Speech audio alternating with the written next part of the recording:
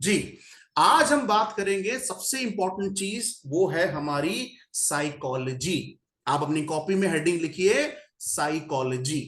हालांकि साइकोलॉजी से रिलेटेड मैंने कोई खास पढ़ाई की नहीं है, मगर कुछ चीजें मैंने ऑब्जर्व की हैं और कुछ चीजें मेरे टीचर ने मुझे पढ़ाई हैं। और उन उन उन चीजों में से सारी तो फॉलो नहीं कर सकते, मगर मैंने एक दो फॉलो करके देखी हैं, तो लगा है कि चीजें बेटर हुई हैं। ठीक है, या उस टाइम पे बेटर हुई हैं। तो पहला आज का टॉपिक क्या होगा? साइकोलॉजी। अब मैं आपको कुछ 10-15 स्टेटमेंट दूंगा, आप अपने हिसाब से लिख लेना जैसा आपको ठीक लगे। और में से कोई भी चीज अगर आपके साथ घट रही है तो आप वो स्टेप कर लेना। ठीक है, चलो। तो पहला स्टेप क्या है, पहला पॉइंट लिखिए। अगर मान लो आपको लग रहा है कि आपको ऐसी फीलिंग आ रही है कि आपको सब लोग हेट करते हैं, अगर आपको ऐसी फीलिंग आ रही है कि सब लोग मुझे हेट करते हैं, मुझे कोई पसंद नहीं करता, मुझे मुझे मुझे मुझको कोई कोई मुझे अच्छा नहीं मानता, इस तरीके की फीलिंग आ रही है, तो क्या करो? चुपचाप जाके सो जाओ। उस टाइम क्या करना है? चुपचाप जाके सो जाना है। स्टेटमेंट क्या है? If you feel everyone hates you. Statement क्या है? If you feel everyone hates you, तो क्या करना है? Just go to sleep. उस टाइम जाके कुछ मत करो, चुपचाप जाके सो जाओ। तो पहला सिचुएशन, अगर ऐसा कोई थॉट प्रोसेस आ रहा है दिमाग में कि एवरीवन हेट्स यू, मुझे कोई प्यार नहीं करता, तो चुपचाप जाके सो जाओ। अगले दिन सुबह उठोगे, थॉट प्रोसेस बदला हुआ मिलेगा। पहला पॉइंट। दूसरा, अगर ऐसा आपको फील हो रहा है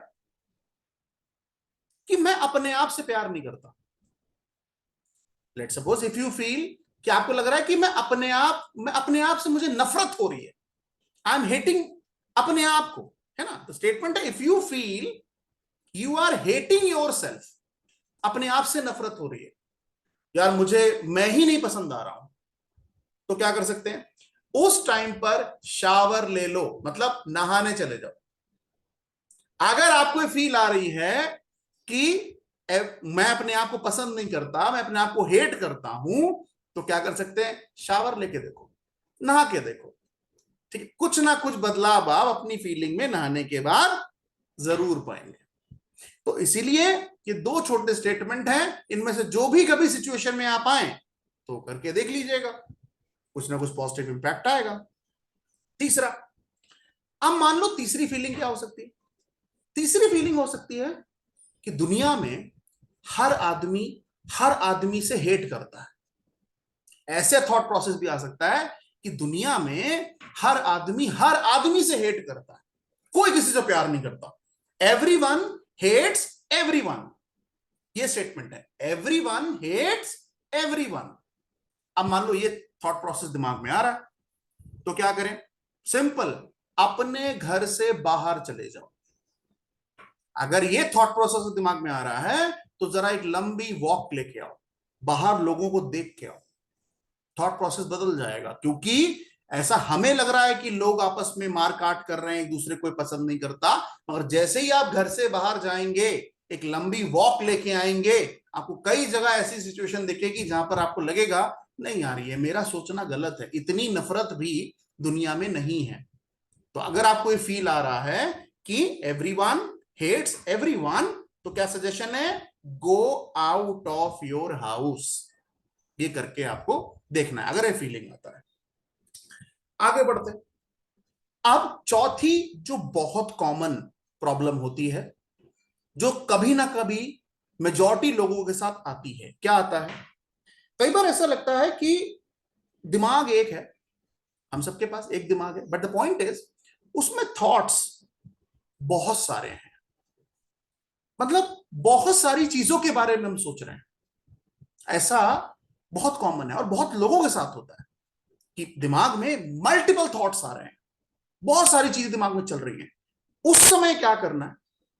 जो भी मल्टीपल थॉट्स आ रहे हैं ना, उनको कॉपी में लिखना शुरू कर दो। यानी कि you should write them down. जो भी मल्टीपल थॉट्स आ रहे हैं, स्टेटमेंट है trouble by so many thoughts. Statement है, trouble by so many thoughts in your mind. अगर ऐसा है तो प्लीज आप उससे पेन पेपर लीजिए और उन थॉट्स को लिखना शुरू कर दीजिए, लिखना शुरू कर दीजिए। फिर देखिए आप कि अपने आप वो चीजें सॉर्टेड हो जाएंगी, उसी पॉइंट ऑफ टाइम पे हो जाएंगी। और ये वाला ना मैंने खुद किया है, ये वाला जो आपको बताया मैंने, ये काम मैंने खुद किया है। कई बार दिमाग में होता है ये भी कर ले, ये हो जाए, ऐसा हो जाए, वैसा कर, तो मैंने उसको लिखा। जैसी मैंने अपनी एनर्जी लिखने में डाली, चीजें सॉर्ट होना शुरू हो गई, वो दिमाग स्टेबल होना शुरू हो गया। तो ये मैंने खुद ट्राइड एंड टेस्टेड है, जो मैंने आपको भी लिखा है। उसके बाद अगली प्रॉब्लम जो आजकल काफी कॉमन है। क्या कॉमन है? कई बार ऐसा होता है कि हमें लगता है कि हम अकेले हैं, हमारा दुनिया में कोई नहीं है, यानी कि यू आर लॉस्ट या यू आर अलोन। इनमें से कोई फीलिंग आए, यू आर लॉस्ट या यू आर अलोन, इनमें से कोई फीलिंग आए, क्या करो? किसी को कॉल करो, कॉल आ फ्रेंड। अगर आपको ऐसा लग रहा है you are lost, you are alone, क्या करना है? Call a friend. उस टाइम पर जो भी पर्सन से आप बात करना चाहते हैं, तुरंत आप कॉल कर लें। ये बहुत बहुत अच्छा एक सजेशन है, साइकोलॉजिकल फैक्ट। ठीक है, आगे बढ़ते हैं। अब अगला पॉइंट क्या है? ये बहुत कॉमन है, यही बहुत कॉमन है। क्या? आपको कई सारे ऐसे लोग मिलेंगे आपकी लाइफ में जिनसे जब आप बात करोगे ना, तो ऐसा लगेगा ये लोग ना अभी भी अपने पास्ट में अटके हैं। मैं दोबारा रिपीट करता हूं, मैं क्या कहना चाह रहा हूं। मैं ये कहना चाह रहा हूं कि जब भी आप किसी व्यक्ति से बात करते हैं, तो ये परेशानी आपको कुछ लोगों के अंदर दिख सकती है कि ये लोग ना अपने पास्ट की चीजों से अभी निकल नहीं पाए हैं, वहीं अटके हैं। अब कैसे मिलेंगे? कि कुछ अनहोनी घटना हो गई होगी या कुछ प्रॉब्लम हो गई होगी, उससे कनेक्टेड है ना, किसी की डेथ हो गई होगी, उससे कनेक्टेड है। तो ऐसे लोग जो अगर आपको मिले, जो कहें कि भाई पुरानी चीजें मैं भूल नहीं पा रहा हूं, वहीं अटका हूं, मुझे लगता है मेरी जिंदगी थम गई है, मैं उस पॉइंट से बाहर नहीं आ पा रहा हूं, तो आप उनको बोलिए क्या करना है? Plan your future. अगर कोई व्यक्ति ऐसा मिल जाए जो पुराने पास्ट में अटका है, बीते दिनों में अटका है, उसे क्या सजेशन देना है? भाई प्लान योर फ्यूचर। ये एक्सरसाइज करिए, प्लान योर फ्यूचर। अपने आप देखेंगे आप पास से बाहर निकल के आ जाएंगे। अब ये सोचो, जो बीत गया वो तो बीत गया। सजेशन क्या देना है? कि भाई एक काम कर, कॉपी पेन उठा और अपना फ्यूचर प्लानिंग कर कि आने वाले समय में तुझे क्या करना है, और जो भी प्लानिंग सोच रहा है, जो भी कर रहा है, उसको लिख। ये सजेशन आपको उस इंसान को देना है जो पास्ट में अटका हुआ है। आप उसको दीजिए, आपको खुद थैंक यू बोलेगा, अच्छा यार थैंक यू यार, अच्छा सजेशन दिया, अब मैं अपनी फ्यूचर प्लानिंग पे ज्यादा फोकस करता हूँ। और उससे बोलो तू रोज लिख भाई, अपनी प्लानिंग जो है ना फ्यूचर वाली, रोज लिख। रोज जो एक्टिविटी करेगा ना, रोज अपने भविष्य के बारे में सोचेगा ना, आने वाले समय के बारे में सोचेगा, तो वो बाहर से, पीछे वाले थॉट से बाहर आ जाएगा। तो ये सजेशन आप दे सकते हो। अगला सजेशन क्या है? कई बार ऐसे भी लोग मिलेंगे, और ये पेरेंट बहुत कॉमन है, अगर कोई पेरेंट है ना तो बहुत कॉमन इनके साथ ये दिखेगा आपको। वो क्या है ना, आज की तारीख में लोग बहुत ज्यादा फ्यूचर को लेकर वरिड है, बहुत ज्यादा फ्यूचर को लेकर वरिड है। कल क्या होगा, एक साल बाद क्या होगा, मैं चली जाऊंगी तो क्या होगा, इस घर का क्या होगा, मेरे बच्चे का क्या होगा।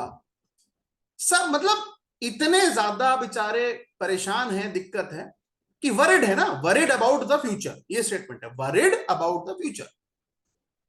तो अगर वरिड अबाउट द फ्यूचर है ना, तो क्या सजेशन देना?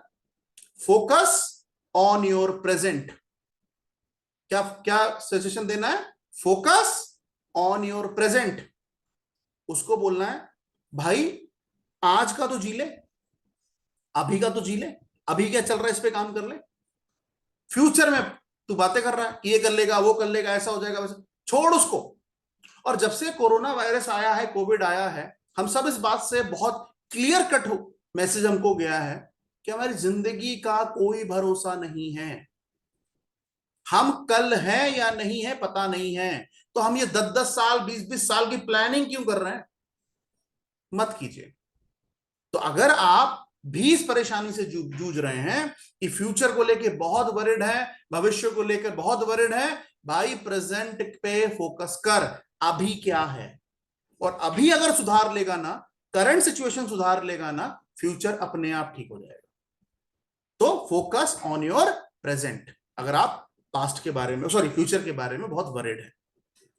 अगला, कई बार अगली स्टेटमेंट जो है, ये मैंने अपने एक्सपीरियंस से बता रहा हूं, ये मैंने फीमेल्स को ज्यादा बोलते हुए देखा है। फीमेल्स को ये स्टेटमेंट या ये सोचते हुए मैंने ज्यादा देखा है, और उन्होंने बताया है, उनके बिहेवियर में दिखता है, क्योंकि हम सबका परिवार है, रिलेटिव्स हैं, फ्रेंड्स हैं, मिलते हैं हम, तो दिखता है। और वो क्या दिखता है? वो दिखता है कि कई बार ना लोगों को लगता है कि उनका किसी पे कंट्रोल ही नहीं है। ऐसा फील आता है, यू कांट कंट्रोल एनीथिंग, ऐसा फील आता है। मेरी कोई बात ही नहीं मानता, मेरी कोई सुनता ही नहीं है, मैं किसी को कंट्रोल ही नहीं कर पा रहा हूं।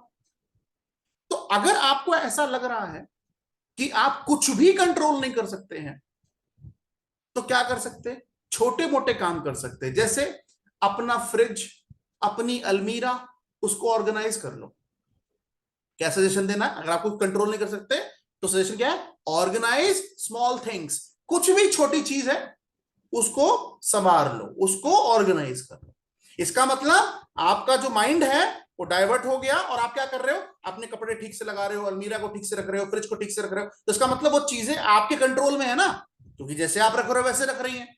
तो कहीं ना कहीं अगर इस तरीके का थॉट प्रोसेस आए तो क्या सजेशन देना है? Organise small things. छोटा सजेशन है, करके देख लीजिएगा। उसके बाद कई बार ये भी बहुत कॉमन आता है। क्या आता है? बहुत लोग बोलते हैं, यार मुझे ऐसा लगता है कि मुझे कोई प्यार नहीं करता, nobody loves me। ये आता है, हो सकता है ये फीलिंग आती है, nobody loves me।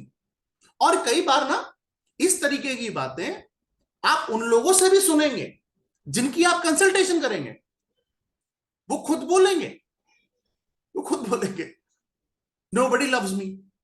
अब देखिए, ये हमारा प्रोफेशन ऐसा है, हमारे पास कोई सुख में नहीं आता है, ये समझ लो। अगर आप इस प्रोफेशन से जुड़ना चाहते हैं और आगे इसको लेके जाना चाहते हैं, कोई भी सुख में नहीं आता है, सब दुख में ही अपने पास आते हैं।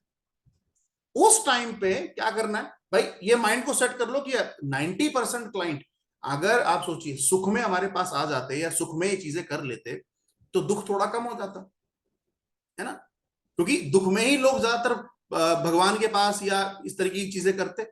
सुख में सब मजे में चल रहा तो यार क्या करना है यार, इन सब चीजों का फालतू है। जब प्रॉब्लम आती है ना, तो मैंने क्या बोला, 90% क्लाइंट्स आपके पास ऐसे ही होंगे जो प्रॉब्लम में ही आएंगे, दिक्कत होगा, कुछ ना कुछ होगा। अब पॉइंट इज, हो सकता है उनमें से कुछ ये भी कहेंगे, सर मुझे लगता है मुझे कोई प्यार नहीं करता। और ये बच्चे बहुत बोलते हैं, क्योंकि जब उनके माँ बाप होते हैं ना, और बच्चे सर्टेन एज में पहुंच जाते हैं, तो कहते हैं सर मेरी मम्मी मुझे प्यार नहीं करती, मेरे पापा मुझे प्यार नहीं करते, ये नहीं होता, मुझे ये नहीं मिला, मुझे वो नहीं मिला, थोड़ा कंप्लेनिंग स्टेज में रहेंगे, मुझे प्यार नहीं मिला, मैं मुझे कोई प्यार नहीं करता। अगर ऐसा कोई बोले ना, और अगर वो अडल्ट है, समझदार है, तो उससे बोलो, भाई एक काम कर, बाहर जाकर अपना फेवरेट खाना खा के आ। अगर को आपसे कोई ये कहता है कि मुझे कोई प्यार नहीं करता, तो अपना बाहर निकल और अपना फेवरेट खाना खा के आ। सॉल्यूशन क्या है? Pamper your self. अगर आपको ये फीलिंग होती है कि भाई मुझे कोई प्यार नहीं करता, तो आंसर क्या करना? पैम्पर, अपने आप को प्यार करो, मतलब अपने अपने आप को पैम्पर करो। कोई अच्छी टी शर्ट खरीद के लाओ, कोई जूते खरीद के लाओ, कुछ अच्छा खाना खा के आओ, कहीं घूम के आओ, अपने आप को पैम्पर करो, अपने आप को गिफ्ट दे दो। कहने का मतलब ये, हो सकता है कि आपके लिए कोई गिफ्ट ना लाए, हो सकता है आपको कोई गिफ्ट ना देता हो, कोई दिक्कत नहीं, उस केस में आप अपने आप को गिफ्ट दे दो, तो देखो फिर आप कितने खुश हो जाएंगे। अपने आप को पैम्पर करो, ठीक है। अगला, कई बार ऐसा भी हो सकता है कि कुछ लोग आपसे ये कहें कि सर मुझे कोई समझता नहीं है, नोबडी अंडरस्टैंड मी। या आपको फीलिंग आती है कि मैं जो कहता हूं वो लोग समझ नहीं पाते हैं, मुझे कोई समझता ही नहीं है, मेरी बातें कोई नहीं समझता। तो इसका मतलब यह है कि आपके एक्सप्रेशन में प्रॉब्लम है। यानी कि किसी भी बात को कहने का एक तरीका होता है। देखो, एक वर्ड होता है कम्युनिकेशन और एक वर्ड होता है एक्सप्रेशन। दोनों अलग होते हैं। कम्युनिकेशन का मतलब अलग होता है, एक्सप्रेशन का मतलब अलग होता है।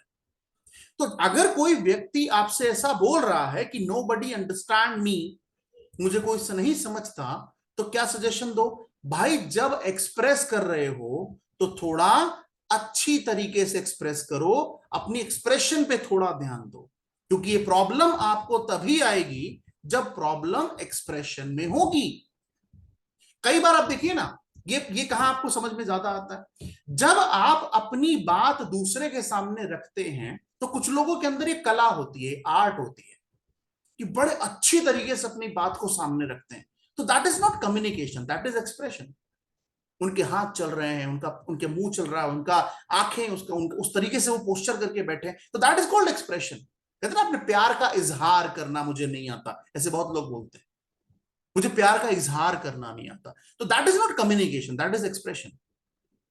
तो अगर कोई व्यक्ति कह रहा है कि मैं कुछ भी कहता हूं लोग मानते ही नहीं, मुझे समझते ही नहीं है, तो उससे बोलो भाई थोड़ा एक्सप्रेशन पे ध्यान दो, एक्सप्रेशन अपना बेटर करो, ये चीजें सुधर जाएंगी।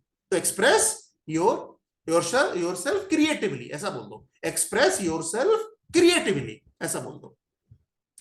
फिर कई बार ऐसा होता है कि लोग ऐसा बोलेंगे, सर मैं, एक बड़ा कॉमन टर्म है, सर मैं आज ना रेस्टलेस फील कर रहा हूं, ऐसा बोलेंगे, सर आज मैं रेस्टलेस फील कर रहा हूं। या ऐसा बोलेंगे, सर मुझे घबराहट हो रही, मुझे बहुत घबराहट होती। अगर आपको घबराहट जैसी कोई फीलिंग आ रही है, क्या करो? Go for a long walk. अगर आपको घबराहट हो रही है किसी चीज से, तो क्या करो? Go for a long walk, लंबी वॉक करके आइए, ये घबराहट से रिलेटेड जो समस्या है वो कम हो जाएगी। आगे बढ़ते हैं, अगली समस्या क्या आ सकती है? अगली समस्या आ सकती है कि मान लो ऐसा आपको फील आए कि कोई मेरी वैल्यू नहीं करता, मेरी कोई वैल्यू नहीं है यार, I am good for nothing, मेरी कोई वैल्यू नहीं है।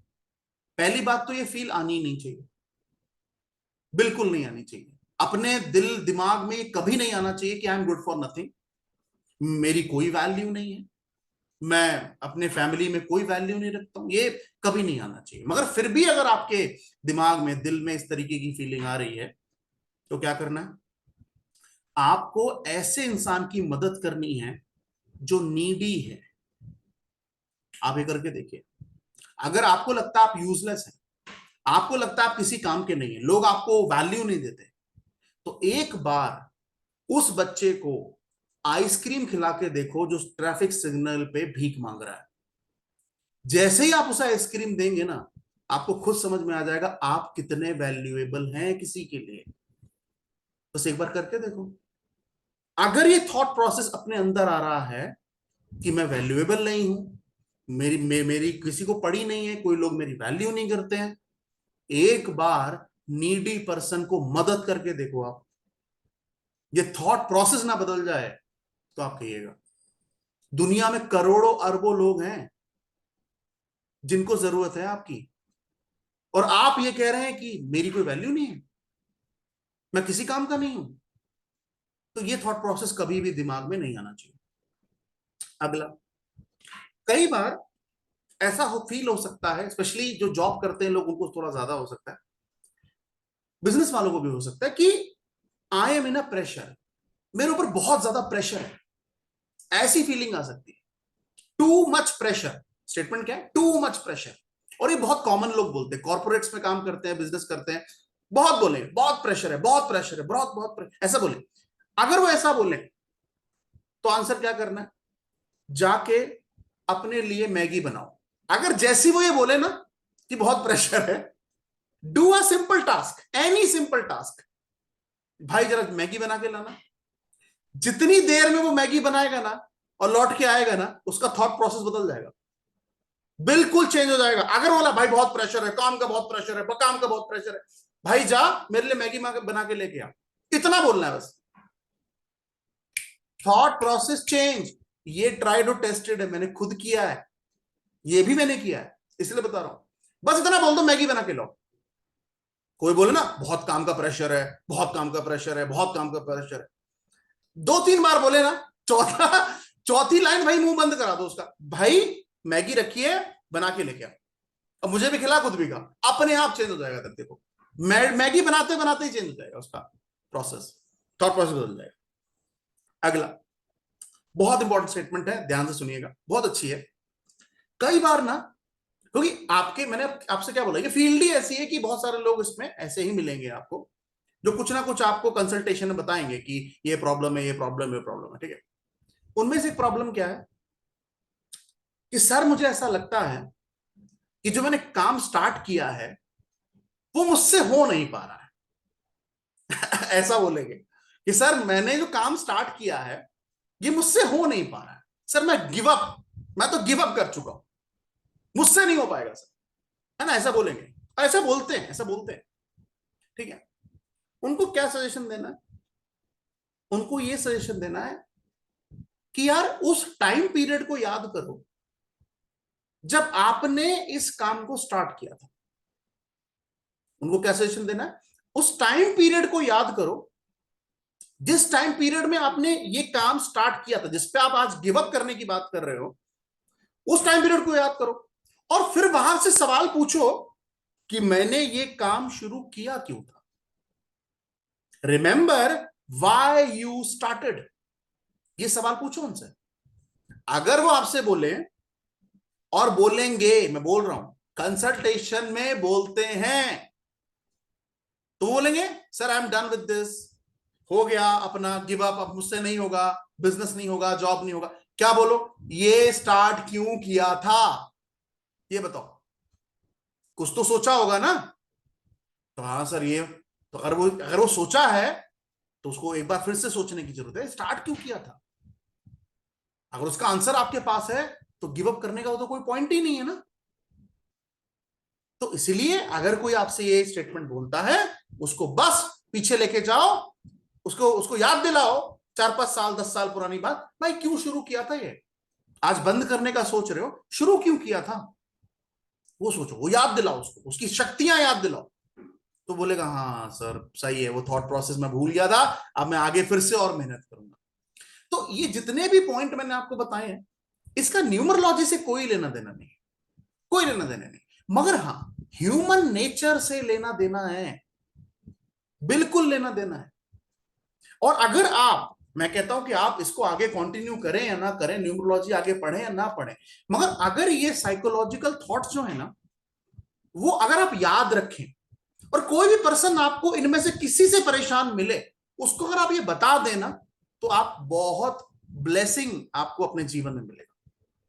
कि अगर आप ये छोटा सा काम करते हैं कि कोई कह रहा है I am done with this, तो उसे याद दिला दो कि यार तूने शुरू क्यों किया था, उसको याद दिलाओ। और जब शुरू किया था तो कोई तो थॉट प्रोसेस होगा ना, अभी नहीं अचीव हुआ ना, आगे और मेहनत कर मिलेगा, बट बंद नहीं कर, क्लोज मत कर, अनटिल अनलेस कोई बहुत बड़ा रीजन हो गया, वो अलग बात है। मगर कई बार लोग बोलते हैं यार आज कस्टमर नहीं आया, आज मेरी सेल नहीं हुई, ये बिजनेस खराब है, ये खराब है, वो खराब है।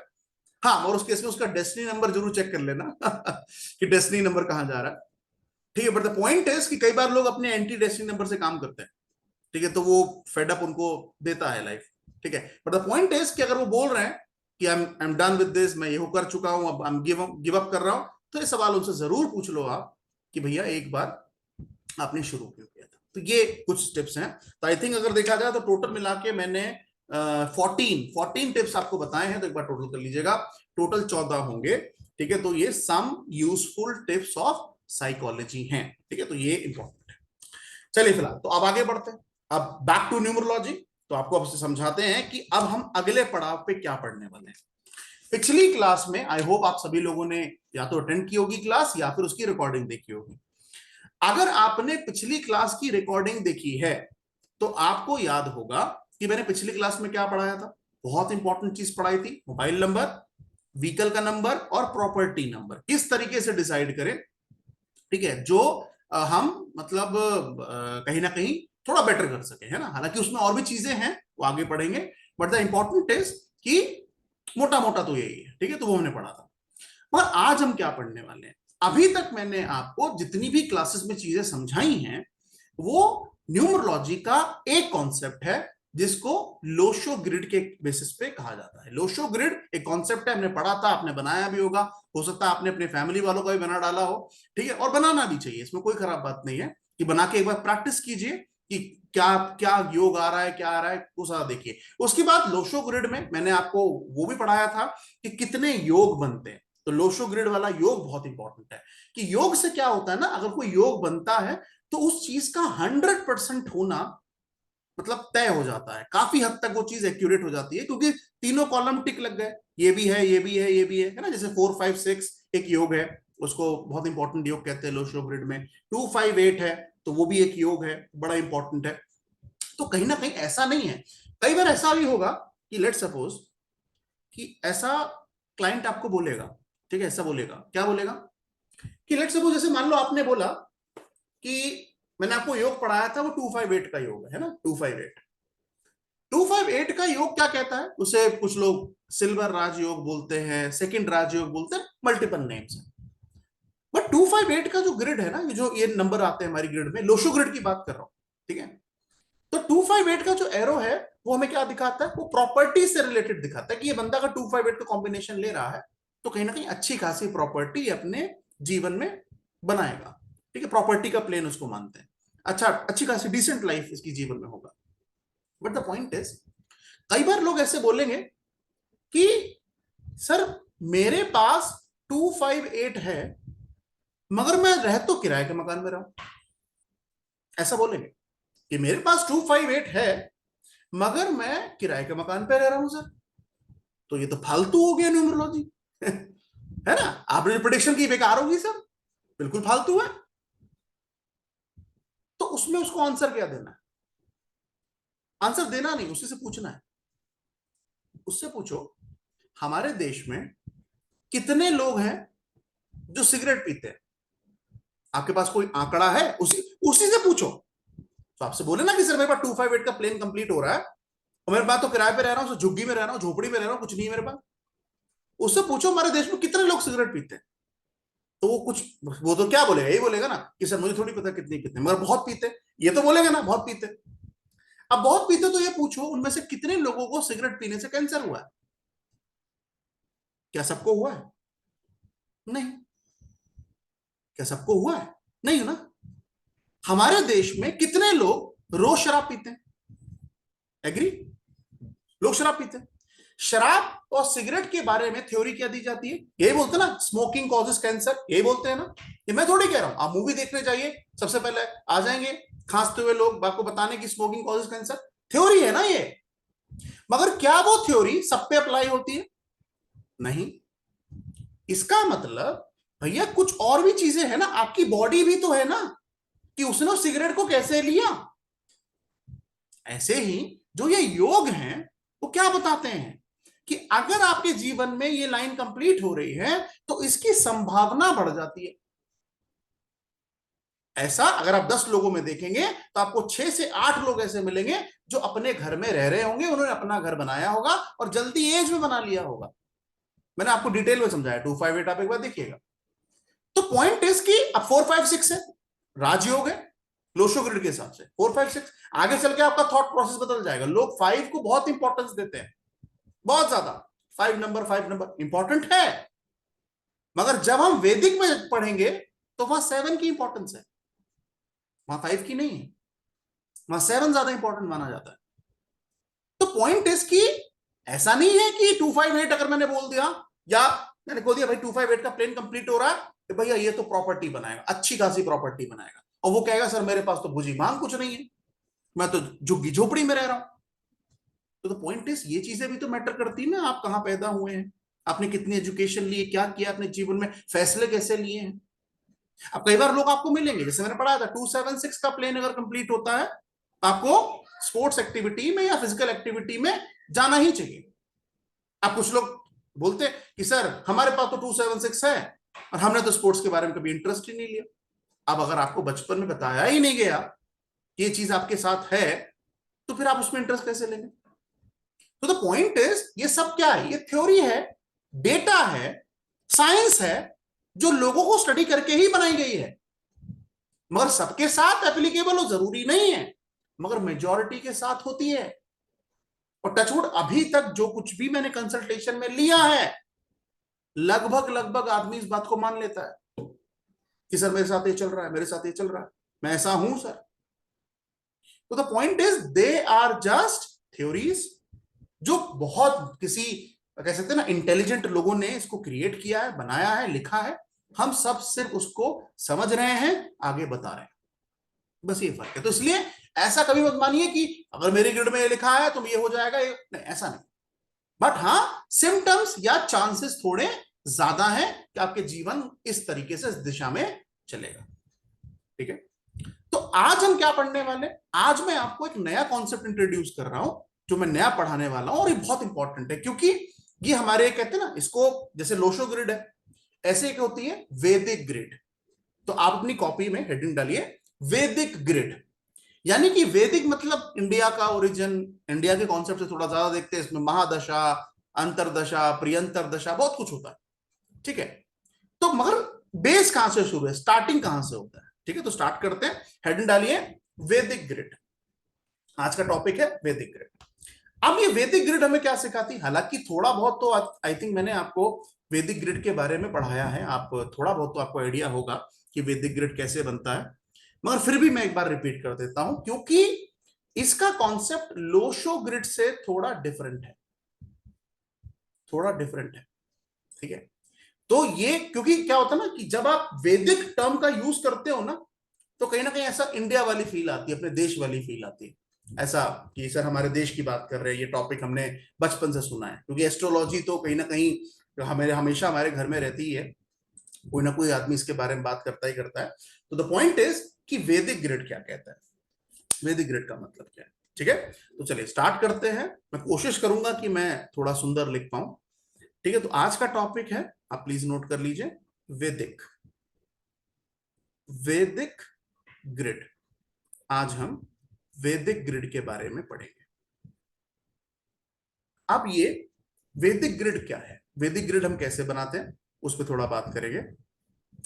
इसका जो फॉर्मेट है, यानी कि जो बनाने का तरीका है, वो थोड़ा डिफरेंट है। क्यों डिफरेंट है? क्योंकि भाई चीजें थोड़ी बदली हैं, लोशो का अलग कॉन्सेप्ट है, वैदिक का अलग कॉन्सेप्ट है। ठीक है, मगर अल्टीमेटली जो एंड रिजल्ट है ना, वो सेम है।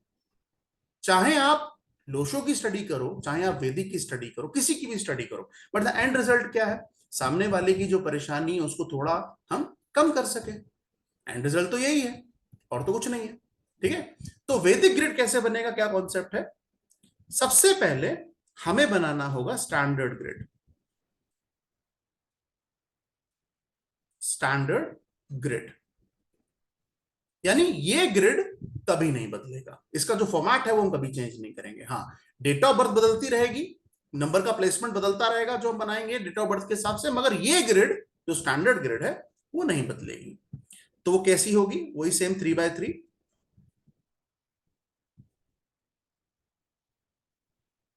तो हम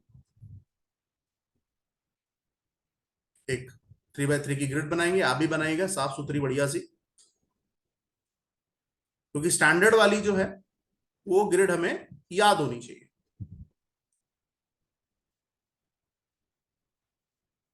चलिए, तो स्टैंडर्ड ग्रिड में सबसे पहले पहला नंबर क्या है? 3, फिर 1, फिर 9, 3, 1, 9। तो पहले जो ऊपर वाला एरो उसमें क्या आएगा? 3, 1 और 9, ये आएगा। ठीक है, दूसरे वाले में क्या आएगा? 6, 7 और 5। तो दूसरे में आ गया 6, 7 और 5। ठीक है, तीसरा जो लास्ट आया उसमें आता है 2, 8, 4। तो तीसरा आएगा 2, 8 और 4। तो ये हमारा स्टैंडर्ड हो गया। ठीक है, ये स्टैंडर्ड ग्रिड हो गया हमारा। अब इस ग्रिड में बहुत सारे लोग अलग अलग तरीके से प्रैक्टिस करते हैं। कुछ लोग लोशो की प्रैक्टिस करते हैं, कुछ लोग वैदिक की प्रैक्टिस करते हैं। ठीक है, आई होप जब वो लोग कंसल्टेशन लेते होंगे, ठीक है, तो शायद दोनों का भी इस्तेमाल कर सकते हैं। क्योंकि जब मैं किसी क्लाइंट से मिलता हूं या उसकी डेट ऑफ बर्थ का एनालिसिस करता हूं, तो क्योंकि मैंने दोनों पढ़ा है, तो मैं दोनों से एनालिसिस करता हूं कि कुछ चीजें जो मुझे लोशो से ज्यादा अच्छे समझ में आती हैं, जो वो मैं लोशो के लिए यूज करता हूं, कुछ चीजें मैं वैदिक के लिए यूज करता हूं, तो मैं दोनों यूज करता हूं। ठीक है, और क्लाइंट से कंफर्म करता हूं कि ये मुझे ऐसा लग रहा है, आप बताइए कि ऐसी सिचुएशन है, तो वो बताता है कि हाँ सर ये पॉइंट जो है वो, और जो उसको बोलता है फिर मैं उसको अंडरलाइन कर लेता हूँ कि ठीक है भाई, आज से मेरी स्टडी थोड़ी और ज्यादा बेटर हो गई कि इस क्लाइंट ने इस चीज को कंफर्म किया है। ठीक है, तो ये आपका स्टैंडर्ड आ गया, ये स्टैंडर्ड आपका ग्रिड है। अब सवाल ये है कि स्टैंडर्ड ग्रिड है, तो अब हम अपने हिसाब से इसको कैसे भरेंगे? तो सबसे पहले हम एक रैंडम डेट ऑफ बर्थ ले लेते हैं। ठीक है, तो वो रैंडम डेट ऑफ बर्थ क्या हो सकता है? जैसे मान लो 27 जनवरी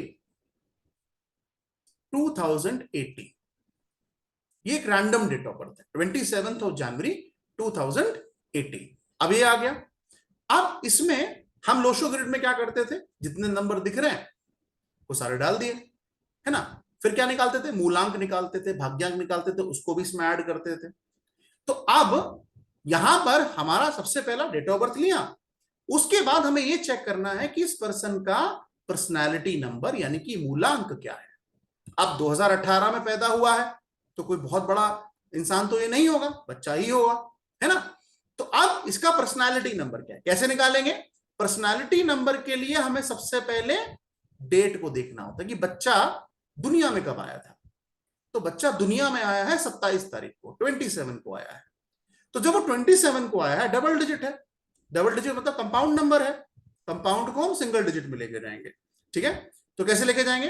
2+7 = 9, यानी कि ये जो बच्चा पैदा हुआ है, इसका जो पर्सनैलिटी नंबर है वो 9 है। इसका मतलब इसके जो ट्रेड्स होंगे, इसकी जो पर्सनैलिटी होगी, वो नंबर 9 से रूल होगी। यानी कि नंबर 9 क्या है? मार्स, यानी कि मंगल। तो इसका जो पर्सनैलिटी का जो प्लैनेट है या नंबर है वो क्या है? मार्स है, यानी कि 9 नंबर आ गया। ठीक है, तो पर्सनैलिटी आ गया। अब डेस्टिनी यानी कि भाग्यांक कैसे निकालेंगे? उसके लिए हम क्या करते हैं? हम सारे का टोटल करते हैं। कैसे करेंगे? 2+7+1+2+0 लेते नहीं, तो 1+8 सबको ऐड कर लिया। अब साथ के साथ आप भी ऐड कीजिए। 2+7 कितना हुआ? 9, 9 और 1 10, 10 और 2 12, 12 और 1 13, 13+8 कितना हुआ? 21। 13+8 कितना हुआ? 21 हुआ। तो इसका मतलब इसका डेस्टिनी नंबर क्या आ रहा है? 21 आ रहा है, मगर क्योंकि ये कंपाउंड है तो सिंगल डिजिट में लेके जाएंगे। तो सिंगल डिजिट में लेके जाएंगे तो क्या करेंगे? अगला स्टेप कर लेते हैं। 2+1, 21 है ना, तो 2+1 = 3। यानी कि ये जो व्यक्ति या कोई भी व्यक्ति 27 जनवरी 2018 को अगर पैदा हुआ है, तो उसका पर्सनैलिटी नंबर है 9 और डेस्टिनी नंबर है 3। ये पहला स्टेप है जो हमें किसी के लिए भी करना है, पर्सनैलिटी नंबर 9 और डेस्टिनी नंबर 3। अब आगे बढ़ते हैं। अब ये तो हमारी स्टैंडर्ड हो गया, है ना। तो अब हम एक और ग्रिड बनाते हैं जो इस डेट ऑफ बर्थ के बेसिस पे बनेगी। चलो, अब 3x3 का एक कॉलम बनाते हैं। तो ये कॉलम हो गया। चलिए, तो आप इस ग्रिड में जो 3x3 का है, ये वैल्यूज को पुट करते हैं। अब यहां पर बहुत ध्यान देना है, क्योंकि अगर आपने ये वैल्यूज को पुट करते वक्त थोड़ी बहुत भी गलती की, तो फिर आपकी जो रीडिंग है वो गलत हो जाएगी। तो इसलिए ये बहुत इंपॉर्टेंट है। ठीक है, मेजर चेंज क्या है? हालांकि सारी चीजें है लोशो की तरह, जहां जो नंबर लिखा वही नंबर लिखेंगे, है ना। मगर एक चेंज है। चेंज क्या है? सबसे पहले अगर हम इस डेट ऑफ बर्थ को देखें तो 27 जनवरी 2018 को ये बच्चा दुनिया में आया है। तो सबसे पहले हम क्या करेंगे, इस डेट ऑफ बर्थ को हम फिल करेंगे। अब एक चीज याद रखिएगा, मैंने पहले बताया था कि अगर कोई भी बच्चा 1 से लेकर 10 तारीख तक पैदा हुआ है, या 20 तक हुआ है, या 30 में हुआ है, यानी 1 से 10 डेट हो, या डेट 20 हो, या डेट 30 हो, उस केस में उसका पर्सनैलिटी नंबर दोबारा ग्रिड में नहीं भरते हैं। ये ध्यान रखिएगा।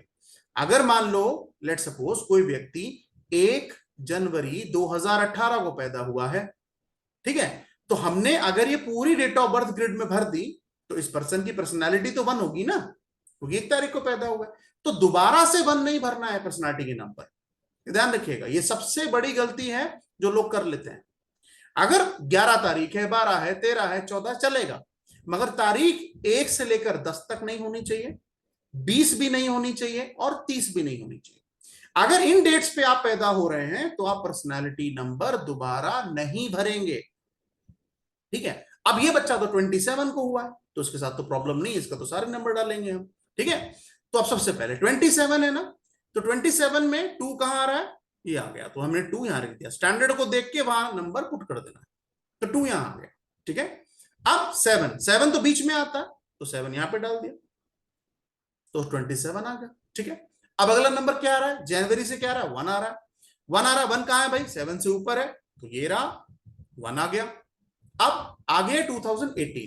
अब यहां पर एक चीज और याद रखनी है, हम जब लोशो ग्रिड की करते हैं, या लोशो ग्रिड की प्रैक्टिस करते हैं, तो वहां पर हम क्या करते हैं, वहां पर हम पूरा ईयर लिख देते हैं, यानी कि 2018 पूरा ले लेंगे, 2 भी ले लेंगे, 1 भी ले लेंगे, 8 भी ले लेंगे, ठीक है। वैदिक में क्या करते हैं, वो कहते हैं सेंचुरी काउंट नहीं करेंगे। वैदिक वाले कहते हैं कि जो सेंचुरी है वो नहीं लेने। अगर मान लो हम सब लोगों की सेंचुरी तो 19 है, हम सब लोग तो 19वीं शताब्दी में पैदा हुए ना, 19 हमें सबको गॉड गिफ्ट में मिला। तो अगर हम अपना वैदिक ग्रिड बना रहे हैं तो हम 19 नहीं लेंगे, बाकी सारे नंबर लेंगे, 19 नहीं लेंगे, ठीक है।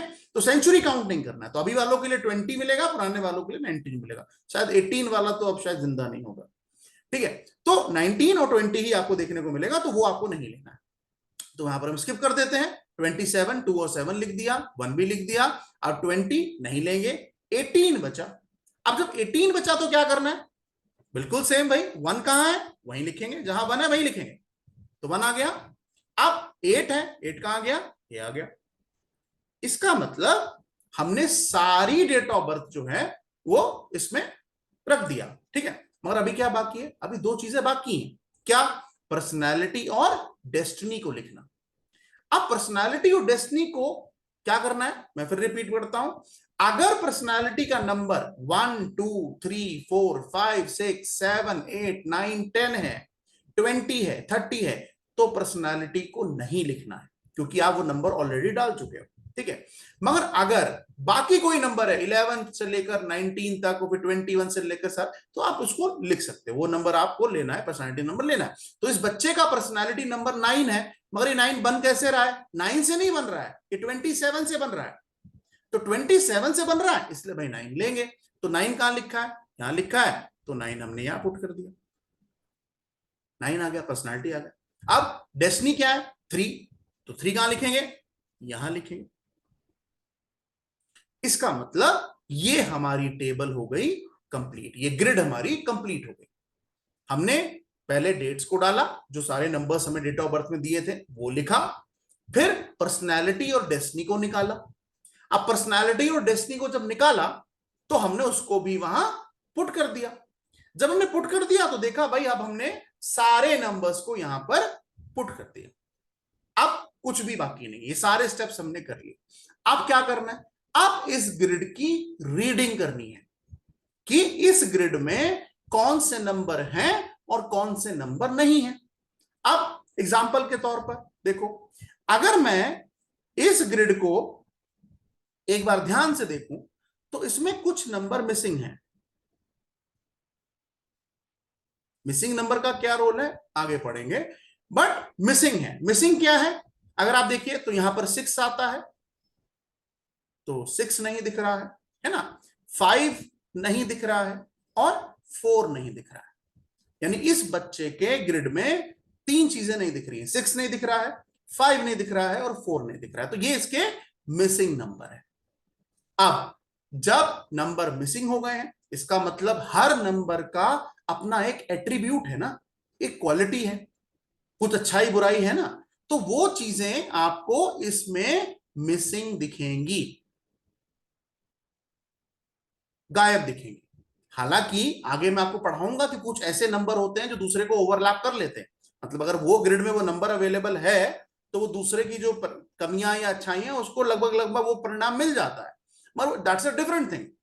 मगर अगर हम देखें तो इस ग्रिड में आपको 1 दिख रहा है, 2 दिख रहा है, 3 दिख रहा है, मगर 4 नहीं दिख रहा है, 5 नहीं दिख रहा है, 6 नहीं दिख रहा है, 7 दिख रहा है, 8 दिख रहा है, 9 दिख रहा है।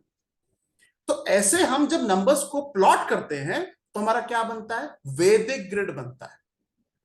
और कई सारे लोग इसके बेसिस पे भी प्रिडिक्शन करते हैं। तो ये एक एग्जांपल है, ठीक है। आगे बढ़ते हैं। अब दूसरा एग्जांपल, चलिए अब आप लोगों को क्या करना है, अब आप लोगों को अपनी डेट ऑफ बर्थ लिखनी है। अब अपनी डेट ऑफ बर्थ जो है वो आप टॉप पर लिखिए जहां पर आपकी कॉपी है, और उसको अपनी कॉपी में बनाइए, ठीक है। एक डेट ऑफ बर्थ और ले लेते हैं, मान लीजिए डेट ऑफ बर्थ है 15 February 1975, random date of birth है, ठीक है। अब इस डेट ऑफ बर्थ में हमें सबसे पहले क्या करना है, ये नंबर तो दिख ही रहे, पर्सनैलिटी निकालना है और डेस्टिनी निकालना है, बहुत इंपॉर्टेंट है। अब पर्सनैलिटी कैसे आएगा, कंपाउंड नंबर है ना 15, तो 1 + 5, इसका मतलब पर्सनैलिटी क्या है, 6 है, पर्सनैलिटी नंबर इसका 6 है, ठीक है। डेस्टिनी क्या है, डेस्टिनी के लिए क्या करेंगे, 1 + 5 + 2 + 1 + 7 + 5, ये आपका डेस्टिनी आएगा। तो ऐड कर लेते हैं, तो 1 + 5 कितना हो गया, 6, 6 + 2 कितना हो गया, 8, 8 + 1 कितना हो गया, 9, 9 और 9 कितना हो गया, 18, ठीक है। 18 और 7 कितना हो गया, 25, 18 एंड 7 25 है ना, और 25 और 5 कितना हो गया, 30। इसका मतलब कंपाउंड नंबर डेस्टिनी का कितना आ रहा है, 30। ज्यादा डेस्टिनी नंबर कंपाउंड में ही आते हैं। अब इसको सिंगल डिजिट में कर लो, तो सिंगल डिजिट में क्या आएगा, 3 + 0 = 3। तो इस पर्सन का डेस्टिनी क्या है, 3। रैंडम डेट ऑफ बर्थ ली थी मगर दोनों एंटी नंबर हैं, 6 और 3। अब कोई बात नहीं, आगे बढ़ते हैं। अब इसको ग्रिड में कैसे फिल करेंगे, सबसे पहले 3 × 3 का ग्रिड बनाएंगे। अब ग्रिड में, क्योंकि अगर याद नहीं है तो क्या करो, बार बार जब भी किसी की ग्रिड बनाओ तो पहले स्टैंडर्ड बना लो, तो गलती नहीं होगा। स्टैंडर्ड क्या कह रहा है, स्टैंडर्ड कहता है कि शुरुआत हम 3 से करेंगे, 3, 1, 9, 6, 7, 5, 2, 8, 4, ये स्टैंडर्ड आ गया। अब चलो इस इंसान की ग्रिड बनाते हैं जो 15 फरवरी को पैदा हुआ है 1975 में, कोई ना कोई तो हुआ ही होगा। अब 15 फरवरी 1975 वाले का ग्रिड कैसे बनेगा, इसका ग्रिड बनेगा 3 × 3 का ग्रिड बनाना है।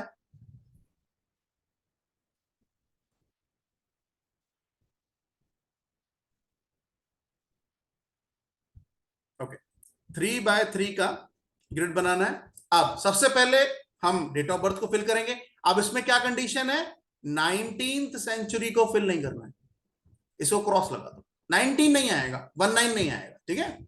अब 1 कहां है, यहां है, तो यहां लिख दिया 1, फिर 5 यहां पर आएगा, अच्छा, फिर 2 कहां आएगा, 2 यहां पर आएगा, ठीक है। 19 नहीं लेना। 7 कहां गया, ये रहा 7, यहां लिखेंगे। 5 कहां है, एक और 5 है, चलो भाई एक और 5 लिख देंगे। ठीक है, तो डेट ऑफ बर्थ आ गया। अब पर्सनालिटी कहां जा रही है इंसान की, 6 पे जा रही है ना, तो ये 6 हो गया। ठीक है, डेस्टिनी कहां जा रही है, 3 पे जा रही है, तो ये 3 हो गया। तो ऐसे हमने इस इंसान की ग्रिड को फिल कर दिया। अब सवाल यह है कि सर इस ग्रिड को फिल करने के बाद हमें करना क्या है। हमें इस पर्सन में यह देखना है कि इसकी ग्रिड में कितनी लाइंस कंप्लीट हुई हैं। कुछ लोग ऐसे भी होंगे जिनकी एक भी लाइन कंप्लीट नहीं हो, ऐसा भी हो सकता है, घबराने वाली बात नहीं, कोई बात नहीं। बट द पॉइंट इज, अगर कोई लाइन कंप्लीट होती है ना, तो उसका इंपैक्ट क्या है। ज्यादातर जो कंप्लीट लाइंस हैं वो पॉजिटिव रिजल्ट दिखाती है, पॉजिटिव रिजल्ट आते हैं, मतलब ज्यादातर में। तो ज्यादातर योग हैं, देखिए हर में कुछ बुराई कुछ अच्छाई है, मगर अगर हम मेजर मेजर देखें तो ज्यादातर जो अगर लाइन कंप्लीट होती है वो आपको एक पॉजिटिव रिजल्ट ही दिखाती है, ज्यादातर, सारी नहीं दिखाती है मगर ज्यादातर दिखाती है। ठीक है, अब मान लो जो हमने एग्जांपल लिया, इस पर्सन के ग्रिड में कौन कौन सी लाइन कंप्लीट हो रही है। एक तो लाइन कंप्लीट हो रही है 3, 6 और 2, ये हो गया ना, देखो ये लाइन कंप्लीट हो रही है 3, 6, 2, ये आ गया। अच्छा, फिर दूसरा एक और लाइन कंप्लीट हो रही है, कौन सा हो रहा है, 6, 7, 5, ये भी कंप्लीट हो रहा है। तो इसका मतलब ये भी लाइन कंप्लीट हो रही है, ये भी लाइन कंप्लीट हो रही है। अब इसके कुछ अच्छाई बुराई वो भी आपको मिलेगा उसके अंदर, और इस 6, 7, 5 का जो योग है उसका भी कुछ ना कुछ इंपैक्ट आपको दिखेगा। तो द पॉइंट इज कि सबसे इंपॉर्टेंट क्या है, जब आप ग्रिड बना रहे हो तो सबसे इंपॉर्टेंट है उन नंबर्स का प्लेसमेंट। ये बहुत इंपॉर्टेंट है। अगर आपने वो गलती कर दी तो क्या होगा, सारी रीडिंग खराब हो जाएगी और सामने वाला आपकी बातों से डिनाई कर जाएगा, आपकी बात नहीं मानेगा। तो इसीलिए कहीं ना कहीं आपको नंबर की प्लेसमेंट बहुत अच्छी तरीके से करनी, बहुत इंपॉर्टेंट है। दूसरा, जब नंबर प्लेस कर दो तो उस ग्रिड को पहले 2 मिनट तसल्ली से देखो, तसल्ली से, आराम से।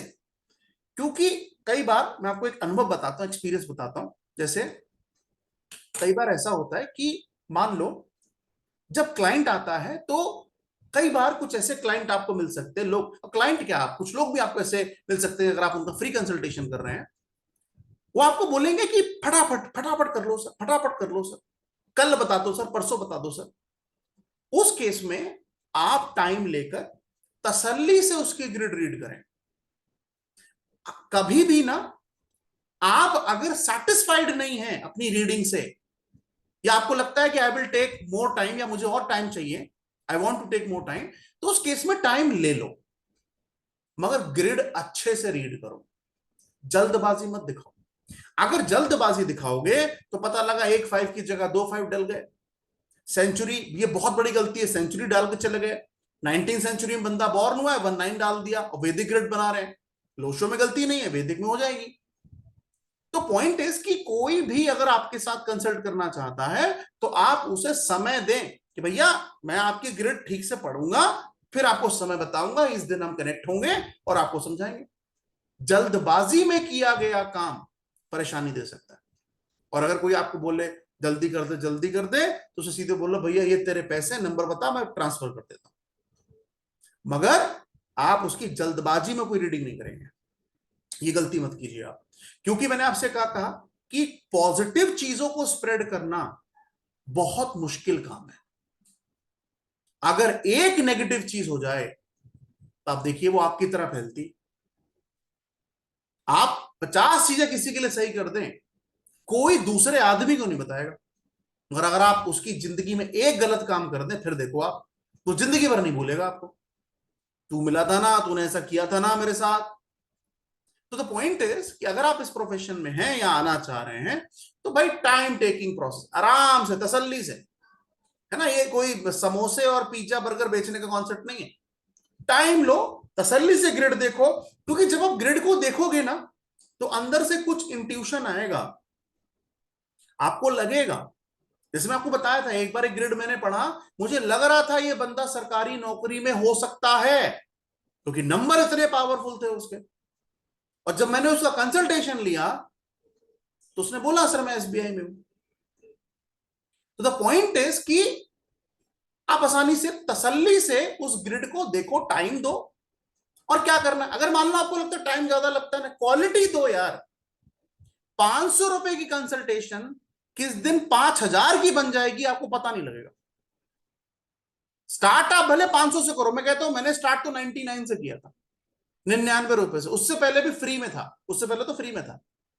मगर जब हल्के हल्के में आगे बढ़ा तो मुझे लगा यार मैं बहुत वैल्यूएबल चीज बता रहा हूं, सामने वाला एडमिट कर रहा है। तो मेरी वाइफ ने मुझे सजेशन दिया, प्लीज चार्ज 99 रुपीज। मैं तो वो भी नहीं कर रहा था, मगर उन्होंने बोला प्लीज चार्ज 99। फिर मैंने 99 चार्ज किया। जब 99 चार्ज किया तो मुझे पता लगा यार टाइम बहुत लगता है, मेहनत बहुत लगता है। जब मैं आपको मोबाइल सिखाऊंगा ना, मोबाइल को करेक्ट कैसे करते हैं, तो आप कई बार माथा पकड़ लेता आदमी, सर इतनी कैलकुलेशन है क्या? तो इसलिए फिर पैसे भी मांगूंगा ना, पैसे अच्छे से मांगो। पैसे में पैसे में कोताही मत करो, मगर क्वालिटी भी फिर प्रॉपर इंप्रूवमेंट दो, कि अपना बेस्ट दो। मैं कहता हूं हफ्ते में 2 क्लाइंट पकड़ो, 3 क्लाइंट पकड़ो, मगर पैसा मांगो ना 10-10 हजार, 15-15 हजार, कोई दिक्कत नहीं, काम करके दो, मगर गलत काम नहीं। अगर आपको नहीं समझ में आ रहा, पैसा वापस कर दो कि यार सर मैं ये नहीं कर सकता। एक और चीज ना कहीं मैं कई बार ऐसा भी होता है मेरे साथ कि जैसे आजकल ब्रेसलेट हो गया या बहुत सारे और जेम्स हो गए, इनसे कई बार ना लोग आपको कांटेक्ट करेंगे, कोलैबोरेट करने की बात करेंगे कि हम कोलैबोरेट कर लेते, हम ये कर। वो बुरा नहीं, वो खराब नहीं है, बट कहीं ना कहीं मेरा जो अंदर से मेरी आत्मा कहती है, अगर कोई क्लाइंट मुझसे कहता है ना कि सर मुझे ये प्रॉब्लम है, तो मैं कहता हूं मैं अपने हाथों से तुम्हें कुछ बना के दूंगा। मैं किसी वेबसाइट का प्रमोशन कभी नहीं करता,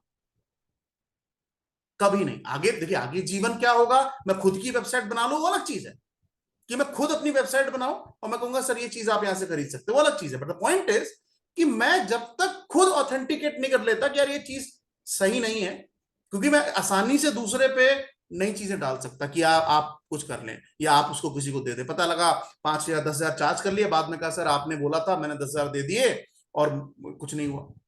तो पॉइंट इज कि पैसे अच्छे से चार्ज करो, कोई प्रॉब्लम नहीं है, मगर ऑथेंटिक काम करके दो। इसलिए मैं कभी भी किसी को क्रिस्टल नहीं बेचता, नेवर, कभी नहीं। मैं क्या करता हूं, अपने हाथों से कुछ यंत्र बनाता हूं और उसको भेजता हूं कि सर आप अपना एड्रेस दे दीजिए, मैं आपको भेज दूंगा, आपको बेनिफिट जरूर आएगा। बस आप ईमानदारी से भगवान की तरह उसे ट्रीट करना। वो यंत्र आपके लिए भगवान की तरह, प्लीज आप जो भगवान के साथ ट्रीटमेंट करते हैं वही उस यंत्र के साथ कीजिएगा। तो पॉइंट इसकी नहीं करना है। अगर आप ऑथेंटिक हैं तो मैं कहता हूं आपको 500 रुपए की कंसल्टेशन कब 5,000 की बन जाएगी ना, लोग बोलेंगे। और कई बार ऐसा भी होता है कि लोग ये भी बोलते हैं सर आप डिस्काउंट दे दो। ऐसा भी बोलते हैं, डिस्काउंट दे दो सर। ठीक है, मैं भड़क जाता हूँ, गुस्सा आ जाती है मुझे बहुत, अगर मुझसे मेरे से कोई डिस्काउंट की बात करता है। मैं कहता हूं कि भाई डिस्काउंट अगर चाहिए तो तुम गूगल पे चेक करो, 500 रुपए में भी लोग मोबाइल फोन चेंज कर रहे हैं, 100 रुपए में, 200 रुपए में, 500 में, 1,000 रुपए में भी नेम चेंज हो रहा है, करा लो। हो सकता है वो करके अच्छा, मैं नहीं कह रहा वो खराब है, भाई मुझसे नहीं होता, मैं नहीं कर पाऊंगा। तो ये टेंडेंसी आपको अपने अंदर डेवलप करनी होगी कि सामने अगर बंदा बैठा है, क्लाइंट बैठा है, तो उससे 10,000 मांगने, 15,000 मांगने के लिए भी गट्स चाहिए, क्योंकि कॉन्फिडेंस भी तो हो कि सर 15,000 दीजिए, 20,000 दीजिए, ये ऐसा। और पॉइंट इसकी मैंने क्या बोला, ऑथेंटिसिटी। जितने ईमानदार रहोगे ना यार, पैसा सेकेंडरी लगेगा एक पॉइंट के बाद, मैं सच बता रहा हूं। आपका अगर इंटरेस्ट इसमें डेवलप हो गया ना एक बार, तो फिर ये मैटर नहीं करता पैसा आ रहा नहीं आ रहा। सर इंपॉर्टेंट ये कि यार जो क्लाइंट मेरे पास आया है उसको मैंने क्या पढ़ा, क्या स्टडी किया और उसको मैंने क्या रिजल्ट दिया, ये मैटर करता है। तो उस केस में जब आप वैदिक ग्रिड बना रहे हैं तो अपना थॉट प्रोसेस पूरा बदल दीजिए प्लीज, क्योंकि वो लोशो नहीं है, वो लोशो कॉन्सेप्ट नहीं है, वो वैदिक है। और वैदिक में कैलकुलेशन थोड़ी और ज्यादा आ जाती हैं, क्योंकि उसमें महादशा अंतरदशा निकालते हैं और भी बहुत सारी चीजें। बट द पॉइंट इज कि ग्रिड को 2 मिनट, मैं कह रहा हूं 5 मिनट, थोड़ा तसल्ली से देखो। अगर इंटेंशन के साथ वो ग्रिड बनाई है ना, वो ग्रिड चिल्ला चिल्ला के तुम्हें बताएगी कि जिंदगी, इसकी जिंदगी में चल क्या रहा है, चिल्ला चिल्ला के बताएगी। ठीक है।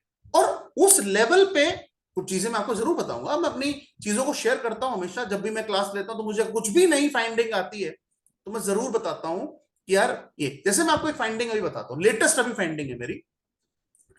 जैसे जो हमने वैदिक ग्रिड बनाई है ना, वैदिक ग्रिड में कई बार ऐसा होगा कि जब आप नंबर प्लेस करोगे ना, तो वहां पर अभी आप अगर जो वैदिक ग्रिड हमने स्टैंडर्ड बनाई उसमें कॉम्बिनेशन क्या आता है, पहला क्या है 319, पहला, दूसरा क्या है 675, और तीसरा क्या है 284। ये तीनों नंबर ऐसे प्लेस होते हैं। अब यहां पर मेरी एक फाइंडिंग है, ठीक है, कि जैसे जब मैंने बात की, तो अगर मान लो किसी बंदे की ग्रिड में नंबर 3 मिसिंग है, नंबर 3 मिसिंग है, नंबर 3 है ही नहीं, ना पर्सनैलिटी से आ रहा है, ना डेस्टिनी से आ रहा है, ना पूरी डेट ऑफ बर्थ से आ रहा है, कहीं से नहीं आ रहा, मिसिंग है।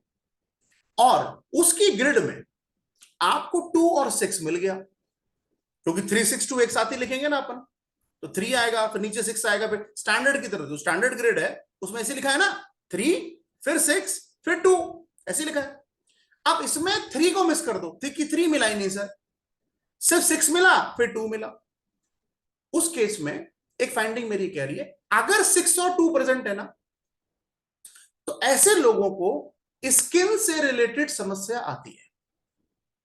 स्किन स्किन स्किन स्किन त्वचा, त्वचा से रिलेटेड समस्या आती है, स्किन प्रॉब्लम। मैंने क्या बोला, सारे लोग सिगरेट पीते हैं, सबको कैंसर नहीं होता, मगर अगर आपने 10 ग्रिड ऐसी रीडिंग की है जिसमें 3 मिसिंग है और 6 और 2 प्रेजेंट है, तो आप क्लाइंट से एक बार कंफर्म कर लेना कि सर आपको कोई स्किन इश्यू है क्या, खुजाते रहते हैं आप, ड्राइनेस है, कुछ सूखा सूखा सा लगता है, खुजली होती है, 10 में से 8 बोलेंगे कि है। ये वैदिक का आंसर है, लोशो का नहीं है, ठीक है, ये वैदिक की फाइंडिंग है कि अगर 2 और 6 प्रेजेंट है, 3 मिसिंग है, तो वहां पर एक फाइंडिंग मेरी निकल के आती है कि ऐसे लोगों को, और ऐसे लोगों को 3-4 ऐसे हैं जिनको मैं इतने करीब से जानता हूं ना, और मैंने उनको बताया भी नहीं कि तुम मेरे केस स्टडी हो मैंने नहीं बताया उनको कि तुम मेरे केस स्टडी हो, बस उनकी डेट ऑफ बर्थ मुझे पता है। जब मुझे डेट ऑफ बर्थ को एनालाइज किया, तो चेक किया, कुछ क्लाइंटों ने उसके ऊपर ठप्पा लगाया। पहले तो मैं क्लाइंट से कंफर्म करता हूं कि सर मुझे ऐसा लग रहा है कि आप बताइए सही है कि गलत है। तो 10 में से अगर 7 या 8 ने बोल दिया ना, तो उस थ्योरी को लिख लेना, 5 ने बोला तो मत लिखना। कम से कम एक्यूरेसी 70 से 80% होनी चाहिए कि अगर 2-6 प्रेजेंट 3 मिसिंग, तो अगर 2-6 प्रेजेंट 3 मिसिंग, इसका मतलब इस क्लाइंट को स्किन से रिलेटेड इशू आ सकते हैं, या तो आ चुके होंगे या चल रहे होंगे, तो बेचारा स्किन से ही परेशान होगा। और मैं बता रहा हूं उसमें भी ना खुजली करने वाला, कि सर खुजली होती है, ऐसी फाइंडिंग है मेरी। तो ये आप, एक है, आप भी रिसर्च कीजिए और इस पे आप भी मोहर लगाइए, इसको आगे बढ़ाइए। तो ये फाइंडिंग कैसे आएगा, ये फाइंडिंग नोट्स में नहीं मिला मुझे, पढ़ाया नहीं गया मुझे, बट द पॉइंट इज जब आप लोगों से बात करेंगे, वो ही है आपके असली नोट्स, वो ही आपको सिखाएंगे और वो बताएंगे, बस आपको क्या करना है, एक अच्छे स्टूडेंट की तरह नोट करना है, भाई इसने इस पॉइंट पे ये बात बोली थी। तो ये फाइंडिंग मेरी एक है। दूसरी फाइंडिंग मैं आपको बता देता हूं, एक और फाइंडिंग मेरी मिली है, वो ये है कि अगर, ये शायद मैंने आपको बताया था पहले, मुझे याद नहीं, मैं फिर बता देता हूं। अगर ग्रिड में, जो मैं वैदिक की बात कर रहा हूं, लोशो मत समझ जाना, ठीक है, लोशो में भी एप्लीकेबल है, मगर वैदिक में थोड़ा और, मैंने वैदिक से देखा। तो वैदिक में अगर नंबर 7 मिसिंग हो जाए, या ऐसा हो जाए कि आप अगर लोशो भी बना रहे हो उसमें भी 7 मिसिंग हो जाए, तो ऐसे लोग मुझसे ज्यादातर सवाल बच्चे को लेकर करते हैं। ये मेरी एक फाइंडिंग है, और ये फाइंडिंग मैंने अपने फ्रेंड के साथ भी डिस्कस की जो एस्ट्रोलॉजर हैं, तो उन्होंने मुझे उसका बड़ा वैलिड रीजन दिया, वो मैं आपको आने वाली क्लासेस में पढ़ाऊंगा, यहां नहीं बता सकता, क्योंकि वो क्लासेस मैं रिकॉर्ड नहीं करूंगा। तो द पॉइंट इज कि, क्योंकि मैंने आपसे क्या बोला कि जब अभी तो मैं आपको क्या कहते हैं ना कि ऊपर ऊपर पढ़ा रहा हूं, जब हम डेप्थ में जाते हैं ना, तो मैंने क्या बोला, अगर आप इसको ठीक तरीके से पढ़ लें तो मैं कहता हूं कॉन्फिडेंस से आंखें डाल के क्लाइंट के मुंह पे कहते हैं ना तुम्हारे साथ ये चल रहा है, भले वो एडमिट करे या ना करे। एक चीज जो कभी एडमिट नहीं करता, अपना अफेयर है, कभी नहीं करेगा। तुम्हें ग्रिड में दिखेगा, तुम्हें ग्रिड में दिखेगा कि अपनी पत्नी को धोखा दे रहा है, दिखेगा। तुम पूछ, आप कई बार ना, कई बार मैं भी झेप जाता हूं यार, क्या पूछूं क्या बोलूं, तो मैं ये कह देता हूं भाई लॉयल रहना है ना, शादी के बाद लॉयल रहना, दिखेगा। तो पॉइंट इज कि मतलब बिल्कुल आंखों में आंखें डाल के सर ये सिचुएशन है। और उसके लिए मैंने आपसे बोला क्या, क्लाइंट से मिलना पड़ेगा, थोड़ा पढ़ना पड़ेगा, थोड़ा इन्वेस्टमेंट समय देना पड़ेगा, ऐसे नहीं आएगा ना। तो मेरी फाइंडिंग है कि अगर आपकी ग्रिड में नंबर 7 मिसिंग हो जाए तो क्या होता है, ऐसे लोग मुझसे बच्चे से रिलेटेड ज्यादा सवाल पूछते हैं कि बच्चा कब होगा सर, बेटा कब होगा सर, बेटी कब होगी। ये बहुत जनरल सवाल है, ठीक है। और ऐसे लोग जिनकी ग्रिड में नंबर 7 मिसिंग है, सब मैंने बोला सबके साथ नहीं होगा मगर मेजॉरिटी आप देखेंगे कि ऐसे लोगों को बच्चा पैदा करते वक्त या बच्चे के लिए जो तड़प है वो थोड़ी ज्यादा उठानी पड़ती है, खास तौर से बेटा होने के लिए ज्यादा। ऐसा नहीं कि बच्चा नहीं होगा, ऐसा नहीं है।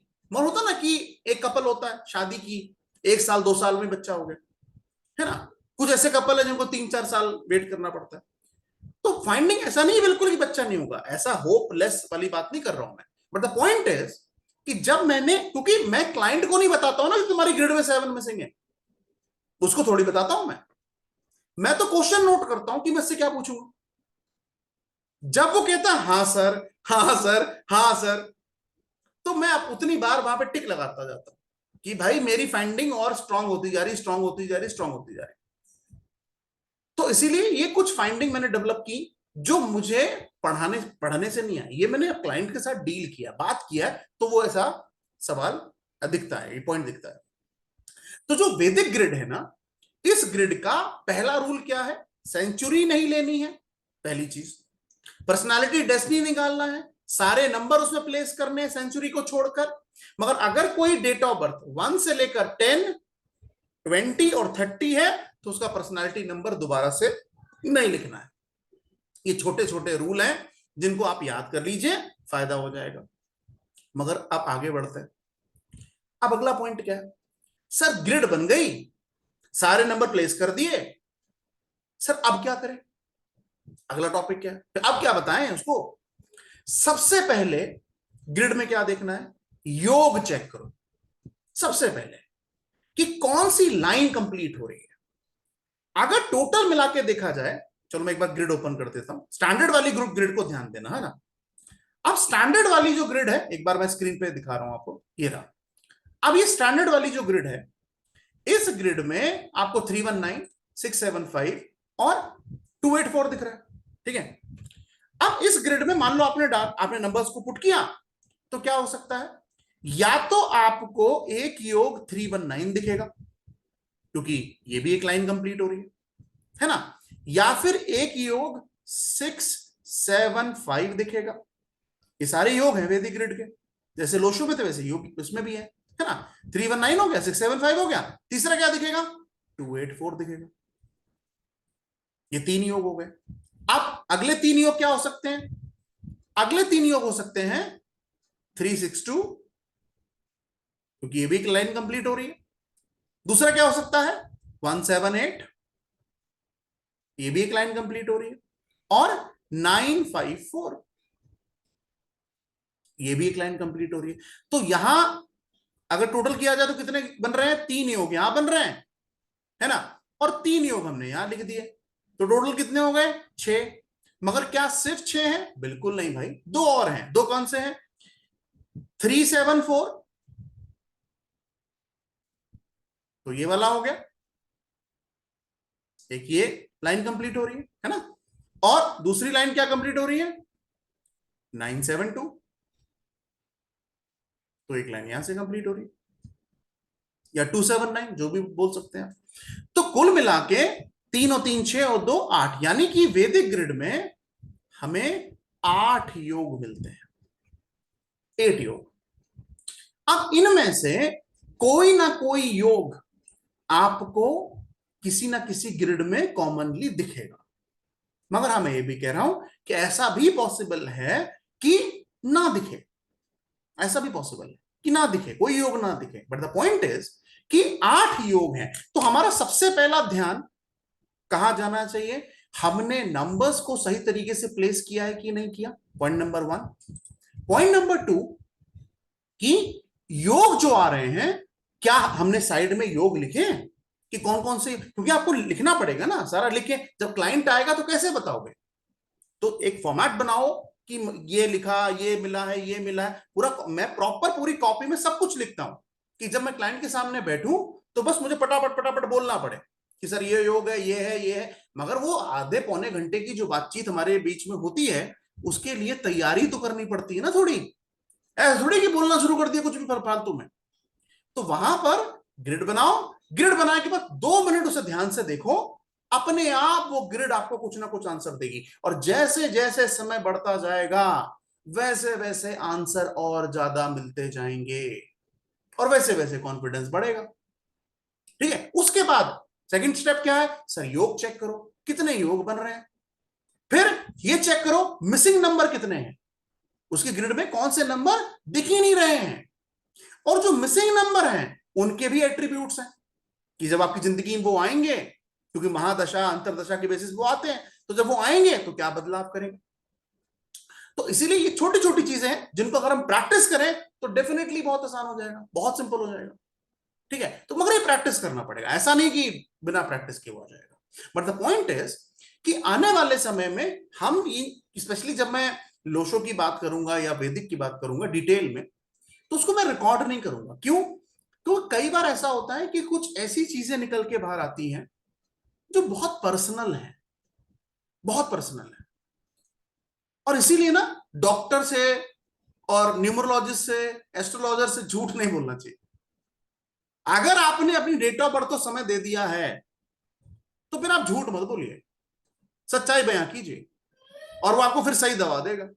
अगर आप झूठ बोल रहे हैं, उसे छुपाने की कोशिश कर रहे हैं, तो वो सही चीज नहीं है, क्योंकि उसने देख लिया है कि आपकी ग्रिड में अगर डेट ऑफ बर्थ वो आपकी है, तो अगर झूठी दे रखी तो फिर तो बात ही क्या कहना। तो अगर आपकी डेट ऑफ बर्थ वो है तो उससे रिलेटेड आपको वो समस्या कहीं ना कहीं दिखेगी ही, और वो समस्या तब ज्यादा प्रोमिनेंट हो जाती है जब वो योग कंप्लीट करती है। मगर ये सारी समस्या नहीं, हर चीज नेगेटिव नहीं है, पॉजिटिव भी है। कई सारे ऐसे योग हैं जिनके बनने से इंसान के जीवन में बड़ा पॉजिटिव चेंज भी आता है, बदलाव आता है। तो हर चीज, और कई बार लोग ऐसा भी कहते हुए सुनेंगे कि न्यूमरोलॉजी एस्ट्रोलॉजी लोगों को डराती है। भाई डराने का काम है ही नहीं इसका, बड़ा सिंपल है। जब मैं दिल्ली में रहता हूं, दिल्ली में जाम लगना बहुत कॉमन चीज है ना कहीं जाम लग जाए, और आजकल तो बारिश का मौसम है तो और ज्यादा। जब आप अपने घर से बाहर निकलते हैं, अगर आप किसी भी शहर में रहते हैं, और मैं जब दिल्ली में रहता हूं तो मैं जब दिल्ली में अपने घर से बाहर निकलता हूं तो मैं गूगल मैप देखता हूं। गूगल मैप का काम क्या है, ये बताना कि इस मोड़ पर जाम है। तो क्या करते हैं, कई बार रास्ता अवॉइड करते हैं, या फिर उस रास्ते के लिए मेंटली प्रिपेयर रहते हैं। तो अगर आप पहले से मेंटली प्रिपेयर हैं, या कुछ चीजें आपने अपनी जिंदगी में वैसी कर ली हैं, तो जाम मिलेगा मगर उतना दुख नहीं होगा उतना कष्ट नहीं होगा, क्योंकि जाम तो मिलेगा। ऑफिस के लिए लेट हो सकते थे, तो गूगल मैप ने क्या करा, आपने सोचा यार 15 मिनट का जाम है, ठीक है मैं घर से 20-25 मिनट पहले निकल जाता हूं, क्या होगा, सही समय में पहुंच जाओगे ना। तो अगर कोई आपसे ये कहे कि ये सब चीजें डराने का काम है, धमकाने का काम है, यार बिल्कुल फालतू है। इसका मतलब अगर कोई आपसे ऐसा कह रहा है ना, तो इसका मतलब उसने उस चीज को पढ़ा नहीं है। अगर कोई आपसे ये कह रहा है ना कि सर न्यूमरोलॉजी एस्ट्रोलॉजी सब बकवास है, कुछ काम नहीं करता, उससे बोलो सर एक किताब मैं तुम्हें खरीद के देता हूं, इसको पढ़ो, एक बार पढ़ के बोलो, अनजान नहीं, है ना। जैसे लेट्स सपोज मैं आपको एक और एग्जांपल देता हूं। मैं जब इकोनॉमिक्स पढ़ाता हूं ना बच्चों को, तो कई सारे लोग कहते हैं अरे सर इकोनॉमिक्स में क्या है सर, डिमांड और सप्लाई तो है, और क्या है, हाँ क्या आसान सब्जेक्ट है ये वो फलान डेमा का। मैं उससे कहता हूँ किताब दे रहा हूँ, जरा पढ़ लेना एक बार, अब मुझे अगले दिन क्लास में आके समझाना कि तुम्हें क्या समझ में आया इकोनॉमिक्स में। तो द पॉइंट इज कि किसी भी चीज के लेकर बोल देना बहुत आसान है, मगर एक बार उसमें घुस के इसको स्टडी करोगे ना, अपने आप समझ में आ जाएगा। अभी अभी रिसेंटली, अभी जो पिछला भी क्लास से पहले क्लाइंट था, मैंने उसका मोबाइल नंबर देखा, उस मोबाइल नंबर को देखने के बाद मैंने सीधा बोला, मैंने कहा सर इस मोबाइल नंबर का एक खासियत है। तो बोले क्या? मैंने कहा सर अगर आप इस मोबाइल नंबर का इस्तेमाल कर रहे हैं और आप कई साल से कर रहे हैं, तो सर इस मोबाइल नंबर में आप किसी को कॉल करोगे तो आप यहां से बात करोगे, सामने वाला बात करेगा, और सर वो बात जो 5 मिनट की है ना, सर वो 15 मिनट की हो जाएगी। यानी आप भी चटियाओगे बैठ के, वो भी चटियाएगा। तो मैं तो बोले सर ये आपको कैसे पता? वो क्लाइंट कहां बैठा था? कानपुर में, कानपुर में बैठा था। मैं कहां बैठा हूं? दिल्ली में। पहली बार मिला था उससे मैं, उसका मोबाइल नंबर देखा मैंने, और ये ना, जब मैं मोबाइल नंबर आपको आगे पढ़ाऊंगा, ये इतना मिथ है ना कि सर मैंने स्पेशल नंबर ले लिया, मैंने वीआईपी नंबर ले लिया, मेरे नंबर में 6666 आते हैं, मेरे नंबर में 5555 भरे हुए हैं। इतना खराब है ना कि अगर आप खाना बना रहे हो, आप एक बार नमक डालो चलेगा, मगर आप 2 3 4 बार नमक उस खाने में डाल दोगे तो क्या वो खाना सही बनेगा? नहीं ना। तो ये वीआईपी नंबर पे 10 10 15 15 हजार लोग खर्च करते हैं, बिल्कुल मेरे हिसाब से ठीक नहीं, क्योंकि वो उस नंबर की वाइब्रेशंस बहुत बढ़ा दे रहा है, और अधिकता किसी भी चीज की ठीक नहीं होती है। तो वो एक इंपॉर्टेंट पॉइंट है। ठीक है, चलिए, तो आज हमने जो बात की, वो हमने बात की तो साइकोलॉजिकल फैक्ट्स मैंने आपको बताया, कुछ टिप्स दिए, प्लीज आप उससे नोट कर लीजिए। आपके साथ या आपके जीवन में किसी भी व्यक्ति के साथ ऐसा हो रहा है, एक बार टिप दे देना कि भाई फ्री में टिप है, अप्लाई करके देख लो। और दूसरा, वैदिक ग्रिड कैसे बने, सबसे इंपॉर्टेंट तो यही है। दूसरा, नंबर्स कैसे उसमें फिल हो, सेंचुरी नहीं लेना है ना, और उस ग्रिड को ध्यान से देखना है, और साइड में ये लिखना है कि भाई कौन से योग कंप्लीट हुए हैं और कौन से योग कंप्लीट नहीं हुए। ये सबसे इंपॉर्टेंट है जब आप वैदिक ग्रिड बना रहे हैं। मगर अगली क्लास में हम क्या पढ़ने वाले हैं? अगली क्लास में मैं आपको डिटेल थोड़ा सा और बताऊंगा कि इस ग्रिड में जब योग कंप्लीट होता है, जैसे 319 हो गया, 675 हो गया, 284 हो गया, या इधर आ जाए तो 362 हो गया, है ना, 178 हो गया, 954 हो गया। ठीक है, ये जो कंप्लीट हो रहा है इसका मतलब क्या है, इसको समझिए। अगर आपके जीवन में भी कंप्लीट हो रहा है, इसका मतलब वो नंबर आपको इंडिकेट कर रहा है, प्लीज आप उस दिशा में काम करो, प्लीज। ठीक है, तो वो बहुत इंपॉर्टेंट है। मगर उसको, क्योंकि ऑब्वियसली बात है वो काफी सारे योग हैं तो एक्सप्लेन करने में काफी टाइम लगेगा, तो उसको हम अगली क्लास में कंटिन्यू करते हैं।